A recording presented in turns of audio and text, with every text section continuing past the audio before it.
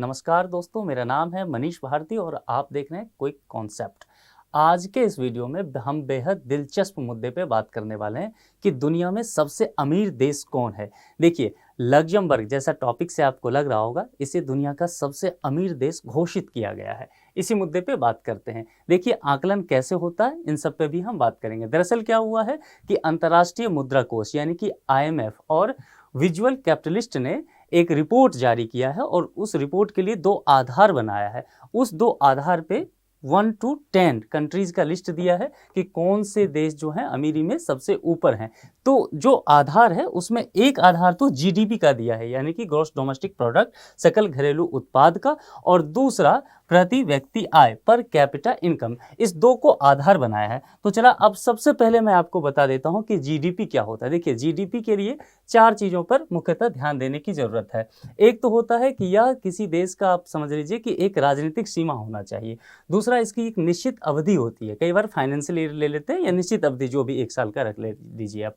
फिर वस्तु और सेवा इसमें, ठीक है, दोनों का जो अंतिम मूल्य होगा उत्पाद का वह GDP में आएगा। तो इसके आधार पर कुछ देशों की लिस्ट जारी की गई है कि कौन सबसे अमीर है। और दूसरा है प्रति व्यक्ति आय। तो प्रति व्यक्ति आय को समझ लीजिए किसी भी देश की जितनी कुल आमदनी है उसको आप उसके पॉपुलेशन से डिवाइड कर दीजिए, फिर जो आंकड़ा आपको निकल के आएगा वो आएगा प्रति व्यक्ति आय, यानी कि हर इंसान की कितनी आमदनी हो रही है। तो ये 2 आधार बना करके ये रिपोर्ट पेश किया गया। अब इसे देखते हैं कि इस रिपोर्ट के आधार पे क्या क्या आउटपुट आया। देखिए, अगर GDP को आधार बनाते हैं तो GDP को आधार बनाते हुए जो टॉप 10 अमीर देश आए हैं उसमें अमेरिका नंबर 1 पे है, और ये बहुत समय से बना हुआ है। USA का जो बताया गया है वो लगभग 25 ट्रिलियन अमेरिकी डॉलर इसका GDP बताया गया है, तो ये नंबर 1 पे है। वहीं चीन जो है 18 ट्रिलियन डॉलर, लगभग 18 से थोड़ा ज़्यादा है, तो इसके साथ दूसरे नंबर पे अगर आप भारत देखेंगे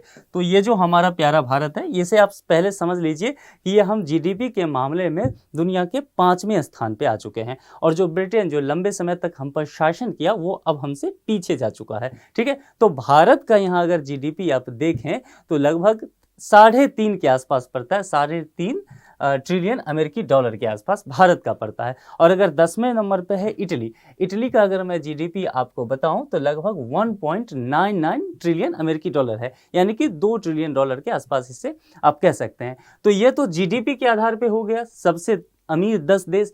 अब आप देख लीजिए कि प्रति व्यक्ति आय के आधार पे दुनिया के सबसे अमीर 10 देश कौन से हैं।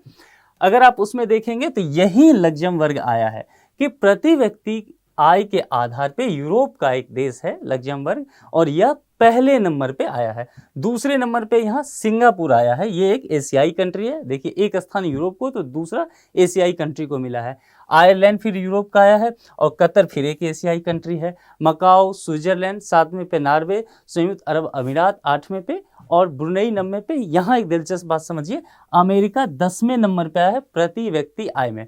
अब यहाँ देख लेना है कि ये जो पिछला हमने डेटा देखा था GDP के आधार पे 10 अमीर देश, और यहाँ हम देखते हैं पर कैपिटा इनकम के आधार पे 10 अमीर देश। एक अमेरिका ही ऐसा कंट्री है जो इस दोनों लिस्ट में आया है। देखिए, यहाँ भी अमेरिका है पर कैपिटा इनकम पे, और देखिए GDP में तो नंबर 1 पे है। तो इसे समझना होगा, अमेरिका मात्र एक ऐसी देश है जो दोनों ही लिस्ट में शामिल है। अब यहाँ देखिए, लग्जमबर्ग पे बात कर लेते हैं। यह एक चौंकाने वाला आंकड़ा आया कि यूरोप का एक छोटा सा देश है लग्जमबर्ग, और ये पर कैपिटा इनकम के आधार पे सबसे अमीर देश बना। क्यों बना, क्या इसका कारण है, उससे पहले आप समझ लीजिए लग्जमबर्ग यहाँ पड़ता है आपको, आप देख ही रहे हैं कि ये जो जर्मनी और फ्रांस के बीच ये यूरोप का एक प्यारा सा सुंदर सा बड़ा ही सुखी देश है। ये बहुत साफ सुथरा रहता है ये देश। तो इस पर अब बात करते हैं कि आखिर ये नंबर 1 पे आ कैसे गया। देखिए, यहाँ क्या है, सबसे बड़ा बैंकिंग केंद्र है। वैसे भी लग्जमबर्ग का जो बैंकिंग सिस्टम है उसे बहुत स्ट्रांग माना जाता है, यूरोप भर में बहुत अच्छा स्ट्रांग बैंकिंग सिस्टम माना जाता है।